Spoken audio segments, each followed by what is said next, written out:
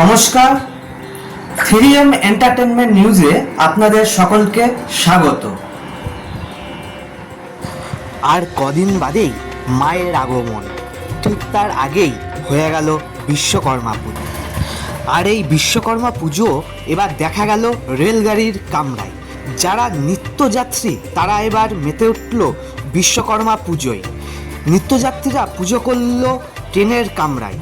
প্রতিদিনের এই নিত্যযাত্রীরা এবার নিজে হাতে করে গাড়ি সাজিয়ে তুলল ফুল মালা দিয়ে এবং পুজো করে সম্পন্ন করল বিশ্বকর্মা পুজো।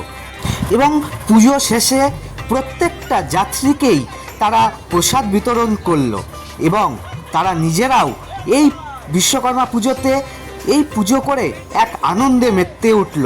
মানে মায়ের আগমনের আগেই বিশ্বকর্মা পুজোতেই তাদের আনন্দ শুরু। চলুন তবে দেখে নেওয়া যাক তারা এই ট্রেনে কিভাবে নিজে হাতে সাজালো এবং বিশ্বকর্মা পুজো সম্পন্ন করলো।